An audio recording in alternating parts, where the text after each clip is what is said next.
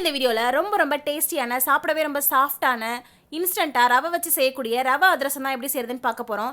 வீட்டில் இருக்கிற பொருட்களை வச்சு இதை நம்ம சிம்பிளாக டக்குன்னு செஞ்சு முடிச்சிடலாம். இப்போ வாங்க இது எப்படி செய்யறதுன்னு பார்க்கலாம். இந்த ரவை அதிரசம் பண்ணுறதுக்கு நான் இங்கே 3/4 கப் அளவு ரவை எடுத்து வச்சுருக்கேன். உங்ககிட்ட மெஷரிங் கப் இல்லைன்னா உங்கள் வீட்டில் இருக்கிற ஏதாவது ஒரு கப் இல்லைனா டம்ளரில் இந்த மாதிரி அளந்து எடுத்துக்கோங்க.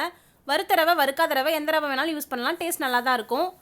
இது கூடவே 1/4 கப் அளவு எண்ணெய் எடுத்து வச்சுருக்கேன். வாசனை இல்லாத எண்ணெயாக பார்த்து எடுத்துக்கோங்க. கடலெண்ணெய், தேங்காய் இந்த மாதிரி வாசனை இருக்கிற ஆயில் சேர்த்து செய்ய வேண்டாம். இது கூடவே 1/4 கப் அளவு பொடிச்ச சர்க்கரை, கொஞ்சமாக ஏலக்காய் பவுடர் எடுத்து வச்சுருக்கேன்.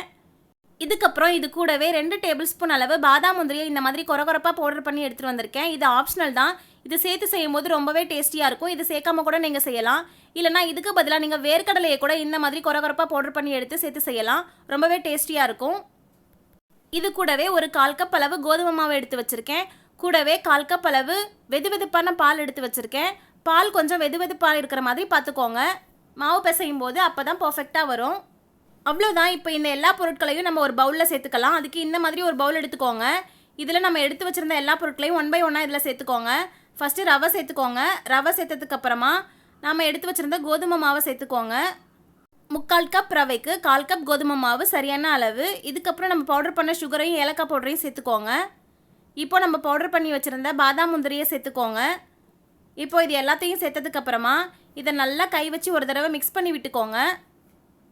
இனி உங்கள் வீட்டில் இருக்கிறவங்க ஸ்நாக்ஸ் கேட்டால் ரொம்பவே ஹெல்தி அண்ட் டேஸ்டியான இன்ஸ்டண்ட்டாக செய்யக்கூடிய இந்த ரவா அதிரசம் செஞ்சு கொடுங்க.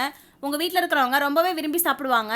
இப்போ இந்த மாதிரி கலந்து விட்டதுக்கப்புறமா இதில் நம்ம எடுத்து வச்சுருந்த ஆயில் சேர்த்துக்கோங்க.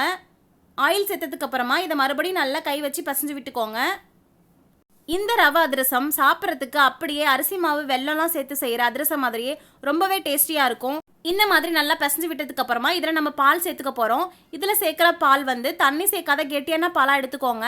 பாலை நல்லா காய்ச்சிட்டு வெதுவெதுப்பாக இருக்கும்போது மாவு பிசைறதுக்கு எடுத்துக்கோங்க. கொஞ்சம் கொஞ்சமாக பால் சேர்த்து பிசைஞ்சுக்கோங்க. நான் இங்கே 1/4 கப் அளவு பால் எடுத்து மாவு பிசைஞ்சிருக்கேன். ஒரே நேரத்தில் எல்லா பாலையும் சேர்த்து மாவு பிசைஞ்சிடாமல் நீங்கள் எடுத்துருக்கிற ரவைக்கு ஏற்ற மாதிரி எந்தளவு பால் தேவைப்படுதோ அந்தளவு பால் சேர்த்து நல்லா இதை பிசைஞ்சிக்கோங்க. இப்போ இந்த மாதிரி நல்லா பிசைஞ்சு எடுத்துக்கோங்க. மாவு கெட்டியாகவும் இல்லாமல் ரொம்ப தண்ணியாகவும் இல்லாமல் இந்த மாதிரி கன்சிஸ்டன்சியில் இருக்கணும். இப்போ பாருங்கள், இதை நல்லா பிசைஞ்சு வச்சாச்சு. இப்போ இந்த மாவை ஒரு பிளேட் வச்சு மூடிக்கோங்க. இந்த மாவு ஒரு 15லேருந்து 20 நிமிஷம் வரைக்கும் நல்லா ஊறட்டும். அதுக்கப்புறமா நம்ம அதிரசம் செஞ்சு எடுத்துக்கலாம். இப்போ 20 நிமிஷம் ஆயிடுச்சு. மாவு பாருங்கள் நல்லா ஊறி வந்திருக்கு. இந்த மாதிரி கன்சிஸ்டன்சியில் தான் மாவு இருக்கணும். இப்போ மறுபடியும் நல்லா அழுத்தம் கொடுத்து கைகளை வச்சு இந்த மாதிரி நல்லா பிசைஞ்சு விட்டுக்கோங்க. இப்போ இது அப்படியே இருக்கட்டும். இப்போ இந்த அதிரசத்தை பொரிச்சு எடுக்கிறதுக்கு ஸ்டவ் ஆன் பண்ணி இந்த மாதிரி ஒரு கடாய் வச்சுக்கோங்க. அதில் தேவையான அளவு எண்ணெயை சேர்த்துக்கோங்க. இந்த எண்ணெய் சூடானதுக்கு அப்புறமா உங்கள் கையில் கொஞ்சமாக ஆயில் அப்ளை பண்ணிவிட்டு உங்களுக்கு வேணுன்ற சைஸில் இதிலேருந்து கொஞ்சமாக மாவு எடுத்து இந்த மாதிரி உருட்டிக்கோங்க. அதை உங்கள் கையில் வச்சு இந்த மாதிரி தட்டிட்டு எண்ணெயில் சேர்த்துக்கோங்க.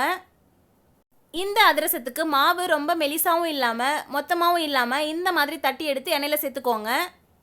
எண்ணெய் மீடியமான சூட்டில் இருக்கிற மாதிரி பார்த்துக்கோங்க. ஸ்டவ்வை லோ ஃப்ளேம்லேயே வச்சுக்கோங்க.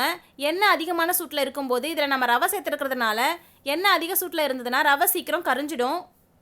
இப்போ இந்த மாதிரி அடிக்கடி திருப்பி விட்டுக்கிட்டே இருங்க. அப்போ தான் 2 சைடும் ஈவனாக நல்லா வெந்து வரும். இந்த அதிரசம் நல்லா ஒரு கோல்டன் ப்ரௌன் கலர் ஆகி வர அளவுக்கு நல்லா வேக விட்டு நம்ம எடுத்துக்கலாம். அப்போ தான் ரொம்பவே டேஸ்டியாக இருக்கும். இப்போ பாருங்கள், நல்லா கோல்டன் ப்ரௌன் கலர் ஆகி வந்துருச்சு. இப்போ இதை நம்ம வெளியில் எடுத்துக்கலாம். பார்க்கவே எவ்வளோ சூப்பராக இருக்குது பாருங்கள். இதோட டேஸ்ட்டும் அவ்வளோ அட்டகாசமாக இருக்கும். கண்டிப்பாக நீங்கள் உங்கள் வீட்டில் ட்ரை பண்ணி பாருங்கள். இந்த மாதிரி எல்லா மாவையும் அதிரசமாக தட்டி எடுத்து எண்ணெயில் சேர்த்து பொரிச்சு எடுத்துக்கோங்க. எண்ணெயை மிதமான சூட்லேயே ஸ்டவ் லோ ஃப்ளேம்லேயே வச்சு பொரிச்சு எடுத்துக்கோங்க. ரெடி பண்ண எல்லா அதிரசத்தையும் இந்த மாதிரி ஒரு பிளேட்டுக்கு மாற்றி வச்சாச்சு. பாருங்கள், இந்த அதிரசத்துலேருந்து நான் ஒன்று உங்களுக்கு எடுத்து காட்டுறேன். இது எவ்வளோ சாஃப்டாக இருக்குது பாருங்கள். இது சாப்பிடவே அவ்வளோ ஒரு டேஸ்டியாக இருக்கும். கண்டிப்பாக நீங்களும் இந்த அதிரசத்தை உங்கள் வீட்டில் ட்ரை பண்ணி பார்த்துட்டு எப்படி இருந்ததுன்னு மறக்காமல் கமெண்ட்டில் சொல்லுங்கள். இந்த வீடியோ உங்களுக்கு பிடிச்சிருந்ததுன்னா லைக் பண்ணுங்கள், ஷேர் பண்ணுங்கள். இந்த மாதிரியான நிறைய வீடியோஸ்க்கு மறக்காமல் ரச்சு விலாக் சேனலை சப்ஸ்கிரைப் பண்ணிடுங்க.